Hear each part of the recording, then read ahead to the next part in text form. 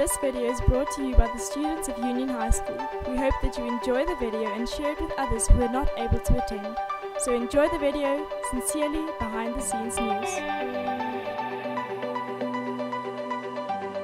Alright, well, welcome everybody to the Centenary weekend. We are here at the St. James, the great Anglican church, built in 1850. As you can see behind me, we have all the grade 8 to 11 scholars getting ready for the service. And then inside the church, we've got all the old Union Knights, as well as the parents and the matrics and our wonderful choir. And then in the hall, we've got grade 1 to 7.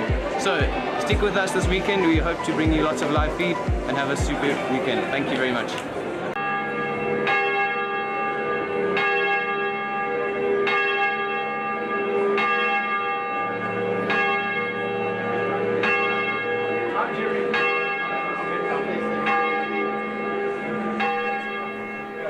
And there goes the bell, marking the start of the service.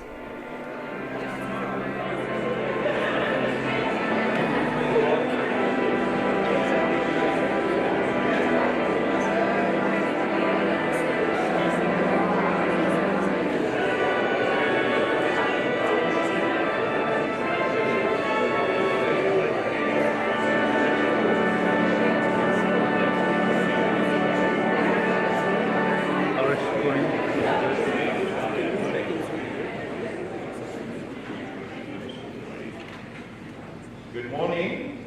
Good morning. Welcome to St. James. We stand to sing the hymn, Morning Has Broken, which you find in your leaflet today.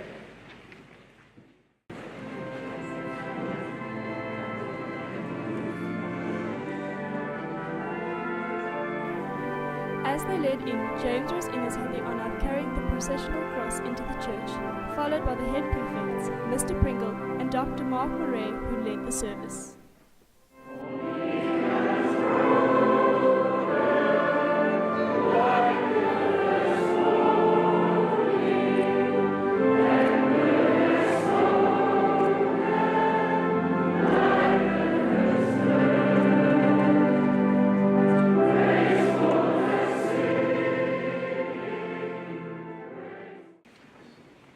Good morning, ladies and gentlemen.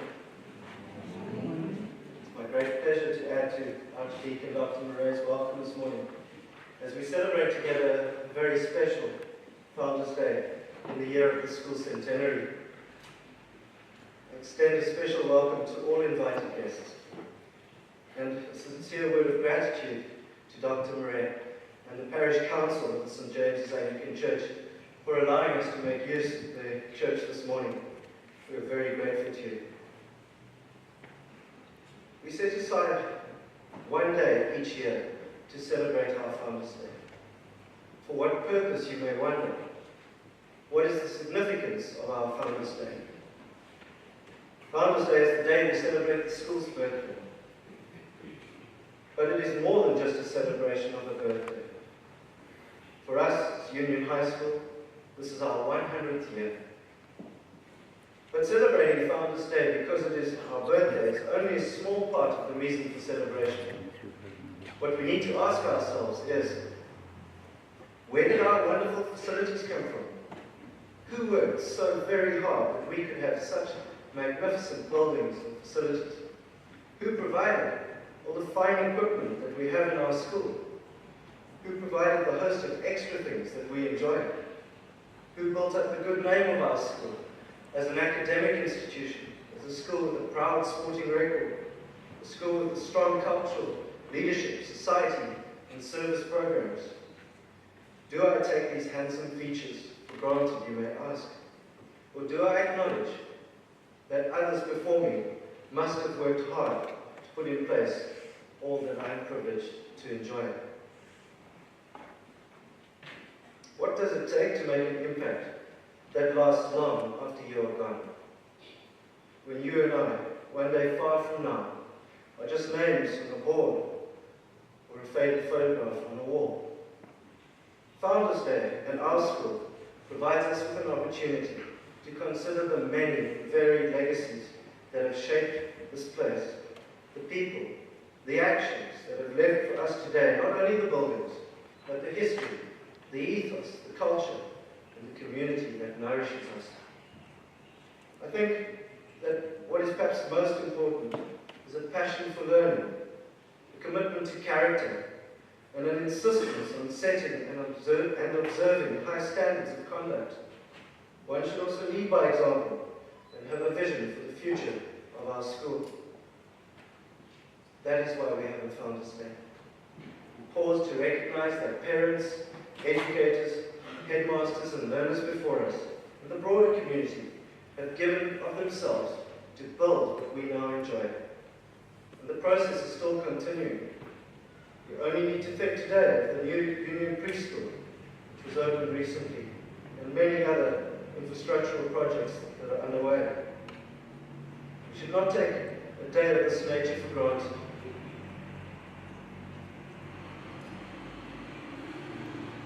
It is therefore incumbent upon us to acknowledge with gratitude what others have done.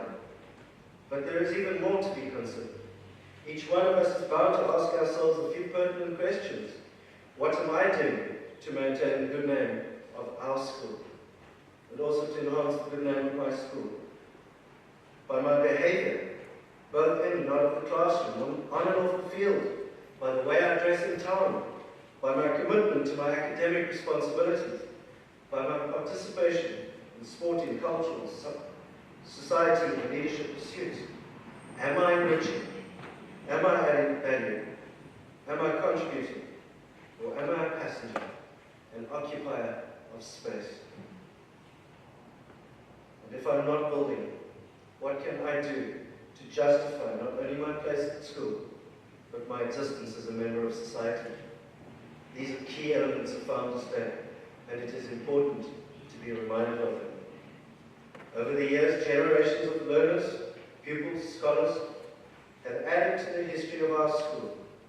Each new learner and teacher inherits that history, the traditions, the facilities, the richness of what has been built before our arrival.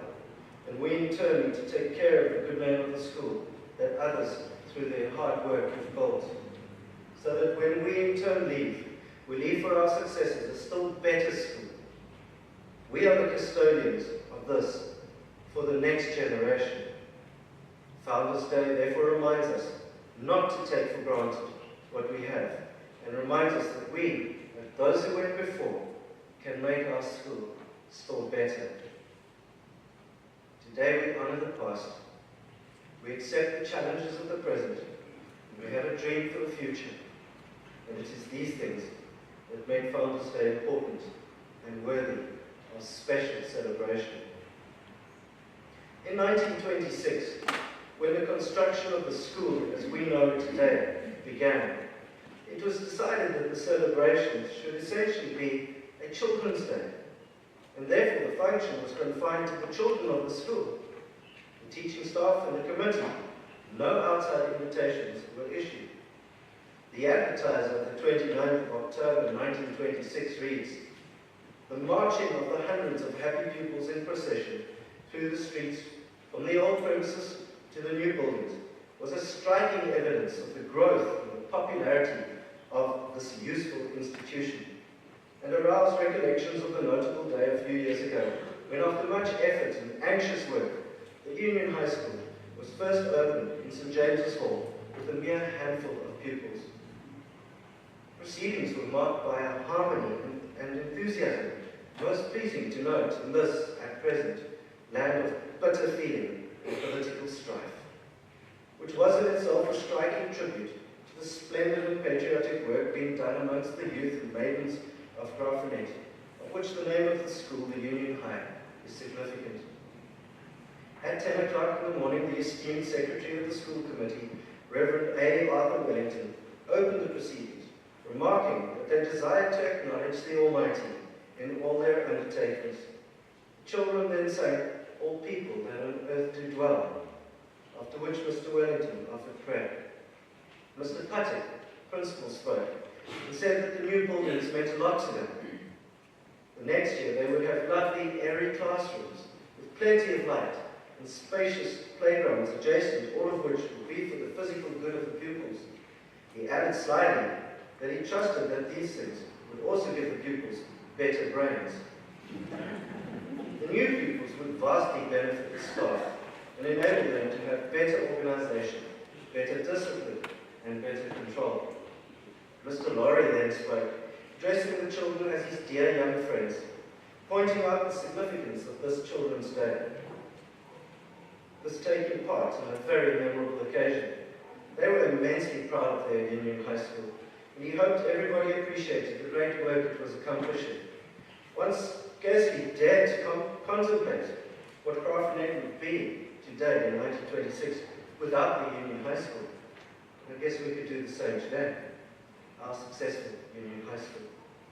He rejoiced in the fact that the name of every pupil was to be placed behind the foundation stone, alongside of his name, and reminded them how pleasant it would be in time to come to be able to point out to the next generation that my name is behind that stone. It was good for the children to take part in this function. They must remember that the responsibilities of life would fall on their shoulders when the older folk were gone. They must prepare to step into the positions vacated, and in order to prepare, they could not do better than to start right now in the Union High School, so as to be equipped for the call when it came. Mr. Laurie feelingly recalled the first beginnings of the school, and the first meeting of parents called to discuss the starting of an independent English medium school in Graaff-Reinet. There were great difficulties and obstacles to be overcome, but a determined band of men and women made up their minds on the spot, and the great work for education was begun. The school was a success from the outset. Mr. Patik then called on the children by standards, commencing with Olga Marston, the head matriculation scholar, to bring forward the cards bearing their names, which were placed in a glass jar, together with the names of guarantors, staff, first and the present committees, a copy of the Graaff-Reinet Advertiser of the 14th of November 1921, containing the report of the Educational Commission, which was the charter of the Union High School, copies of the issues of the school magazine, etc. Altogether, said Mr. Patik, anyone opening up that jar, say 100 years hence, would discover quite an interesting and happy story. Jar was then placed behind the stone, which was thereafter well and truly laid by Mr. Laurie, who was presented by Mr. Bridgman on behalf of his firm with a silver trowel, suitably inscribed as a memento of the auspicious occasion. That trowel is in the cabinets in the foyer of the school, should you wish to view it. But today, we have the privilege of reenacting this walk that the children enjoyed in 1926 from the old school to the new.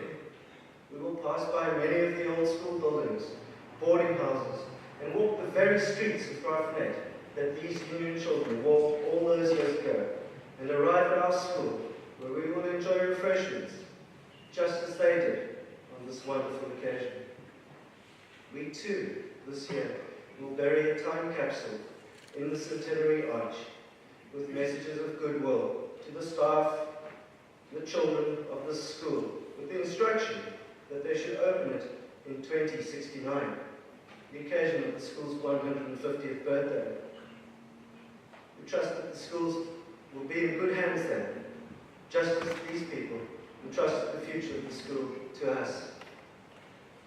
So my final word to you, boys and girls, is this. May the Lord continue greatly to bless this school and all who enter it. And may whatsoever things that are pure and lovely and of good report here forever flourish and abound. Thank you. Mr. Pringle's welcome was followed by Peter Watermeyer, the head boy, who concluded the first reading. Good morning, everyone. Our first lesson this morning comes from Hebrews 13, verses 1 to 8. Let brotherly love continue. Do not forget to entertain strangers, for by so doing some have unwittingly entertained angels. Remember the prisoners as if chained with them, those who are mistreated, since you yourselves are in the body also. Marriage is honorable among all, and the bed undefiled, but fornicators and adulterers God will judge. Let your conduct be without covetousness. Be content with such things as you have. For he himself has said, I will never leave you nor forsake you. So we may boldly say, the Lord is my helper, I will not fear. What can man do with me? Remember those who rule over you, who have spoken the word of God to you, whose faith followed, considering the outcome of their conduct. Jesus Christ is the same, yesterday, today, and forever. Here ends our first reading. After the first reading, Jenna McNaughton, the head girl, concluded the second reading. The second lesson is written in Luke 2, verse 41 to 52. The boy Jesus at the temple. Every year, Jesus' parents went to Jerusalem for the festival of the Passover. When he was 12 years old, they went up to the festival according to the custom. After the festival was over, while his parents were returning home, the boy Jesus stayed behind in Jerusalem, but they were unaware of it. Thinking he was in their company, they traveled on for a day. Then they began looking for him among their relatives and friends. When they did not find him, they went back to Jerusalem to look for him.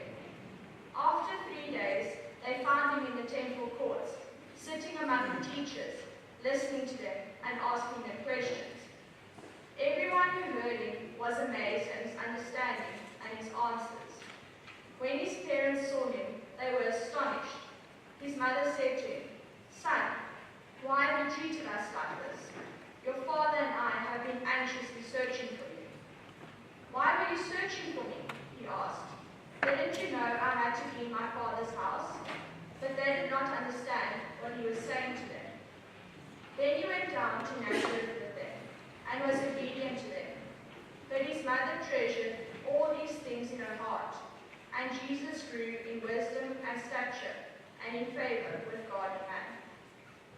Here ends the second lesson.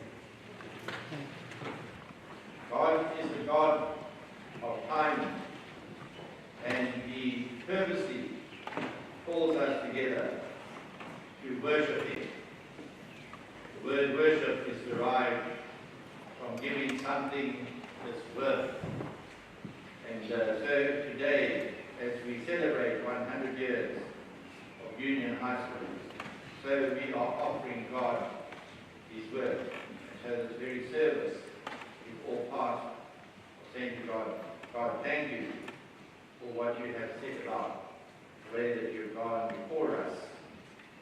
Thank you for all that you are doing amongst us. Timing is very, very important. Have you considered that we are gathered on a Friday? This is Friday today. Some people say, thank God it's Friday. And so that they can have a good weekend because of hard work. Others aren't so privileged because they have to deal with their sheep and goats and other things on Saturday as well. And of course on Sunday as well, and that also presents its challenges. Every Friday is a little Good Friday. That means whatever we do today is based on the fact that Jesus began the Friday in Jewish custom the night before. And he did the most important thing for us. We have altar candles there, and for the sake of the fire, we haven't lit them, is we do take people into consideration, because it gets quite hot in that sanctuary. It is a hot place. Sometimes the priest is on fire. But those candles are there to remind us of the centrality of Fridays and the importance of Fridays. That Jesus went out in the night to begin that journey for us, to win us the gift of salvation. And so as we celebrate before God today, we hold dear the centrality of the cross. That Jesus is the the one who offers himself for us, so that we may have life before his fullness. Also, this Centenary takes place in a very important season. And unfortunately, it's the sacramental tradition that holds its importance in the church and has been lost elsewhere. The season of Epiphany, the season when we remember that God has revealed himself to us and he continues to manifest himself to us. And it all begins because, amongst others, three wise men apparently do what they are good at, and that is observing the heavens. And they see a phenomenal change, and they are drawn to a place called Bethlehem. And there they come and worship who is to become the King of all this world. And so we thank God for that Epiphany that takes place there. The season of Epiphany also places emphasis on that wedding in Cana of Galilee, where there was a little bit of a domestic problem. The wine had run out. Mary, Jesus' mother, said, "There's a little problem." Jesus said, "Well, my hour has not come." Nevertheless, Mary gives the servants some instruction. And so Jesus tells them to fill the washing jars with water. And then merely another instruction, and that is to take some out and to take it to the master of the feast, the wedding festival. And there is this most remarkable thing that happens. So remarkable that people do not realize what our Lord has done in that very act. And that is to proclaim that he is God, because he can manipulate the creation. The only one who can manipulate the creation, and it is through that creation that we have our very existence. Our Lord, in his instruction of law from the jars, did not turn water into grape juice. He turned it into wine, and we know that there is a fundamental difference. I'm not sure why people have to get a little jittery because wine contains a substance called alcohol. It's because of a lack of appreciation for the very material substance that probably we have those jitters. Be that as it may, our Lord turns water into wine, thereby showing that he has been and continues to be part of God's creative activity. Then the third event that is important to Epiphany, that is where our Lord goes down to the river Jordan, because there is a predecessor there who is baptizing people. And as our Lord is baptized, after some engagement with John the Baptizer, so the voice declares from heaven, "This is my beloved Son." And I like those traditions that say, also listen to him. We need to focus wholly on our Lord Jesus Christ. Now, the season of Epiphany goes on for more or less 6 weeks. One of the joys that our pupils 100 minus years ago would have done last Sunday would have been to read this collect. The collect is a little prayer that brings together all the intentions of the service. Almighty and everlasting God, mercifully look upon our infirmities, in all our dangers and necessities, stretch forth thy right hand to help and defend us through Jesus Christ our Lord. Now, the significance of the Epiphany collects is that before they were replaced by other more modern liturgies, and that is that the church prayed those collects during Epiphany, and have done so over the last 1,300 years.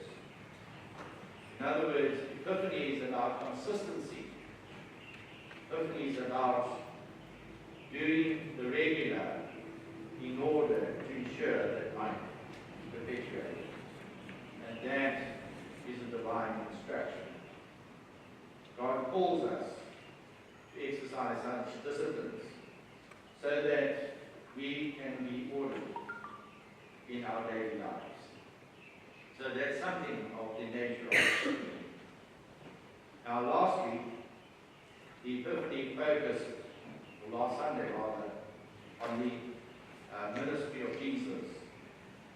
So the lesson that we had, the second lesson that Jenna read to us from the Gospel, is very related to the Epiphanies.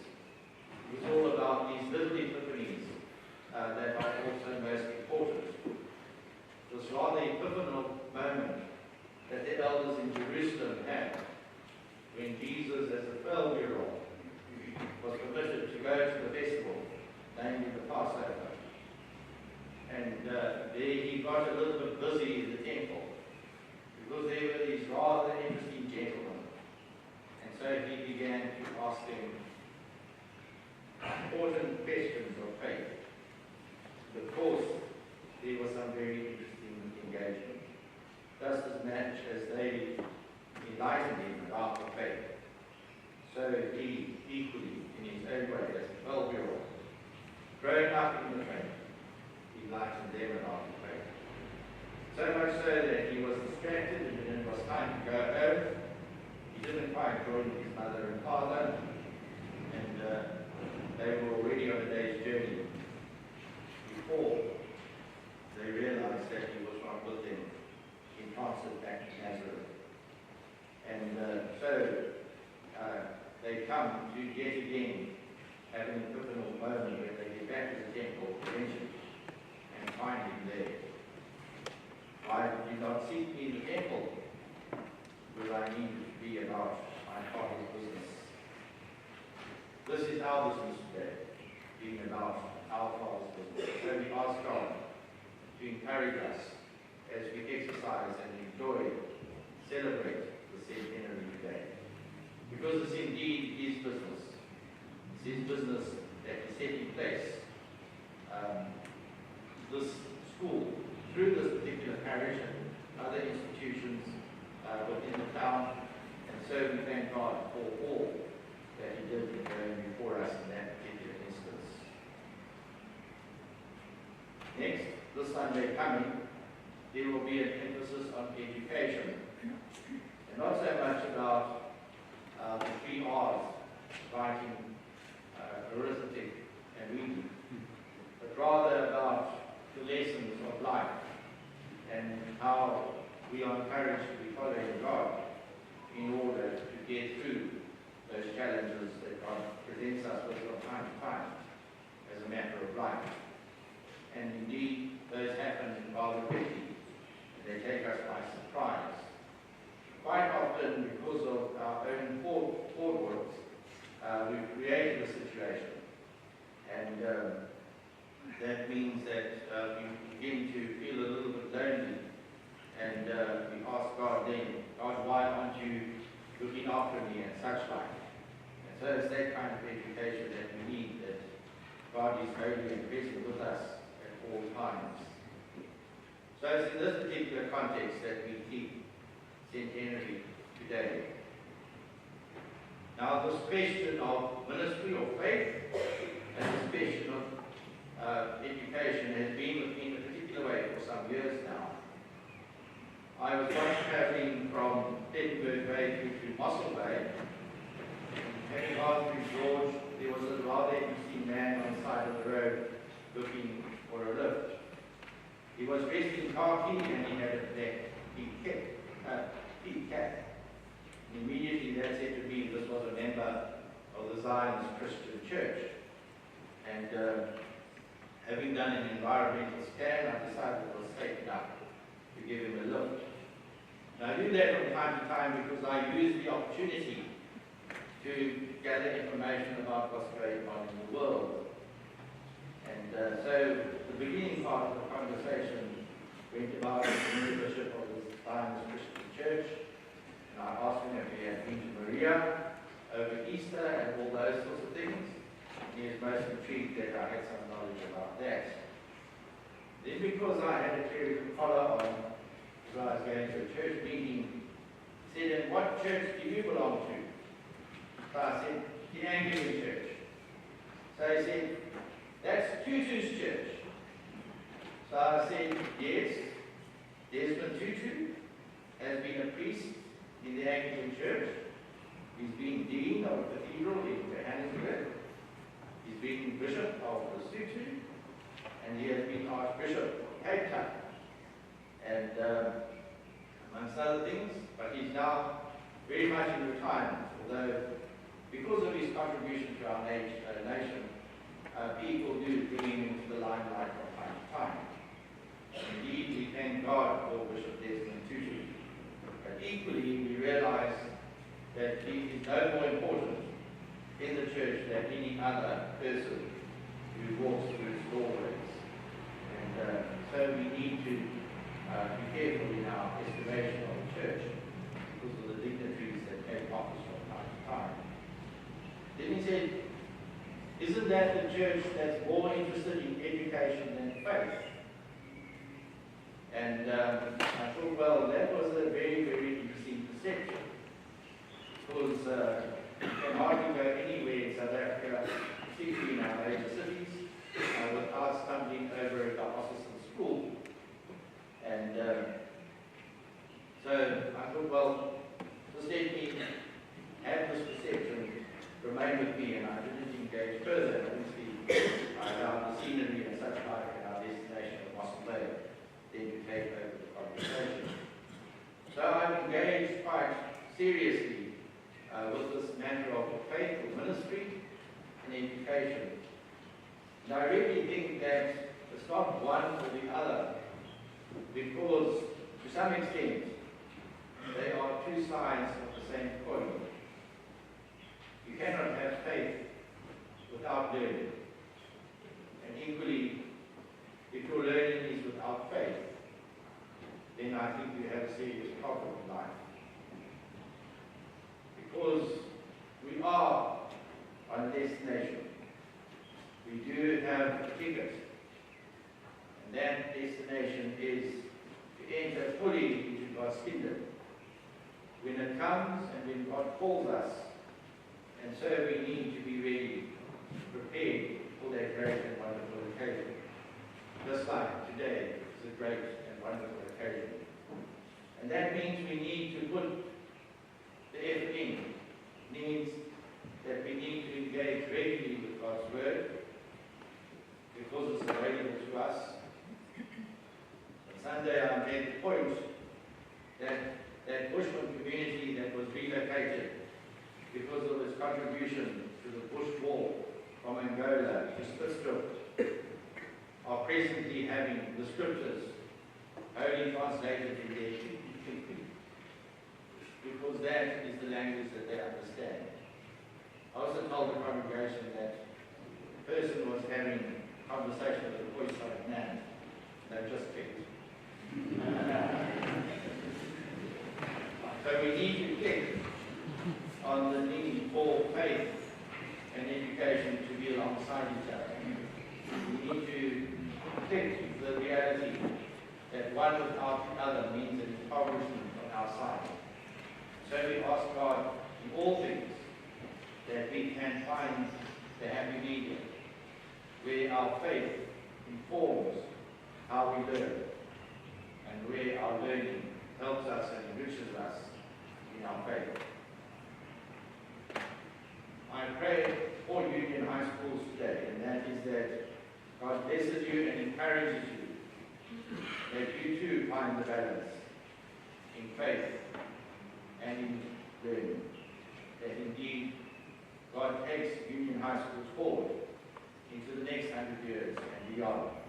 And we thank God for those who will follow you in this institution and continue to make it what God intends it to be, that in all things He will be glorified in our Lord Jesus Christ. So be happy today, rejoice before the Lord, because this is an immense blessing that we share with you. In the name of the Father, and of the Son, and of the Holy Spirit. Amen.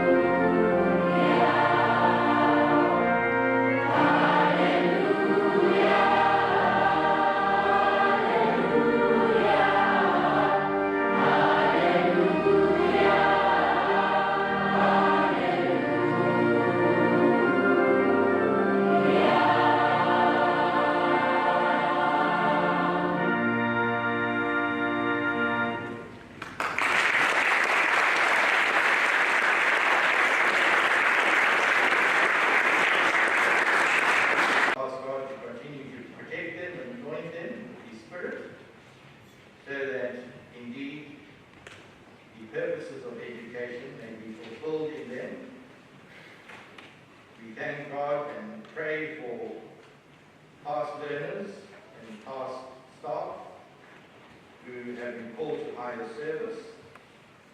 And we thank God for their witness. Grace eternal grant unto them, O Lord, and let light perpetual shine upon them. We also ask God to bless and provide all that is necessary, that Union High School may continue in prosperity and with His love and protection in the future. So we pray for all future learners and all future staff. Say together. Heavenly Father, The blessing marked the end of the church service.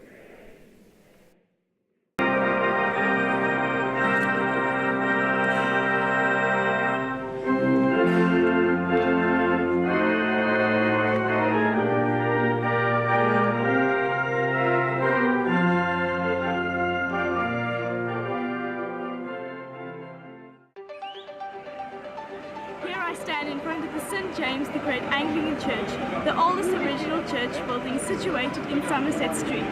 The original church was built on the 29th of October 1850. As we go along the historic walk through our extravagant town, we will see places where Union High School was developed from. So come along, follow me and enjoy the walk.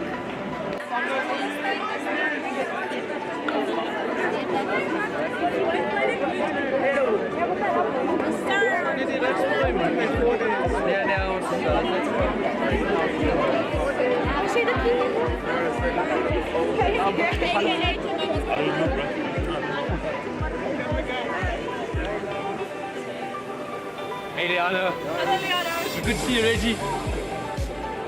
Yeah, we are leading the whole school on the way back to the school. Yes, girl. Tell them. Come on, Jenna. Okay, I'm over here. Hello. Well, it's a very exciting morning for us. We're actually reenacting the walk from the St. James Hall all the way to Union High. It's really exciting because we're walking all the way from where we've been and to where we're going and where we are. Hi, Liana. I'm very excited. She said it all, man. It's a great occasion. I'm very excited. Thank you.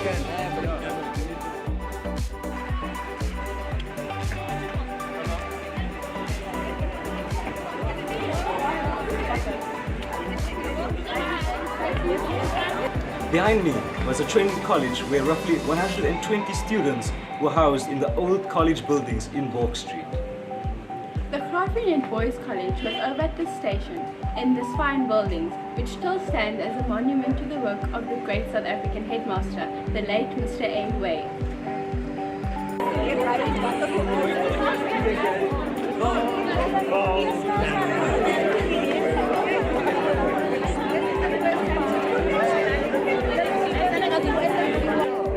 Behind me was known as the Union House. Now it is known as the Karoo Park Guest House.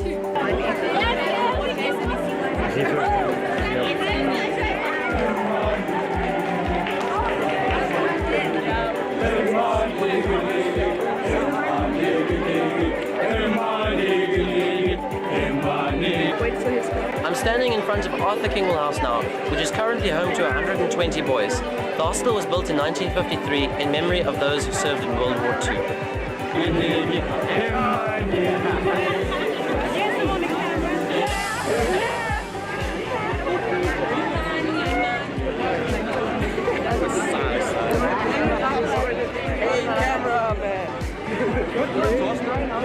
Here I stand in front of the old Midland Girls Seminary, situated in Somerset Street, which flourished under the perseverance and service of Miss Helen Murray.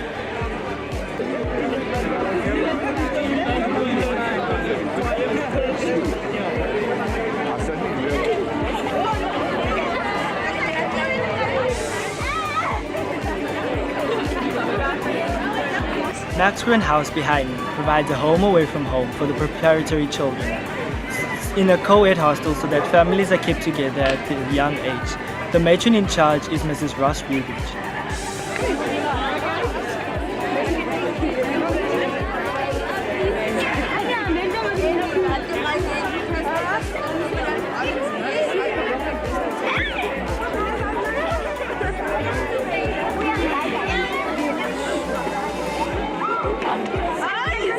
Behind me is Herbie Arnott House. It was built in 1950 and was named after the headmaster at the time. The hostel is now home to 110 girls, with juniors grade 5 to 7 included.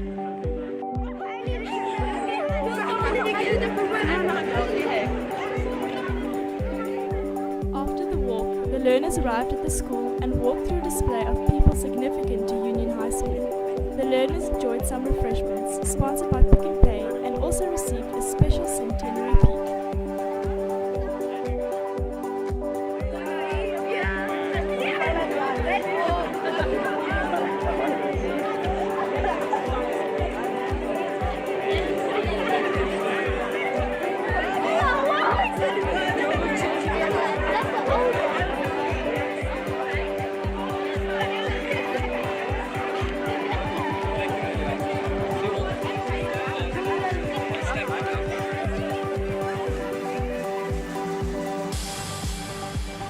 The day ended with a special birthday song sung by all the Union learners.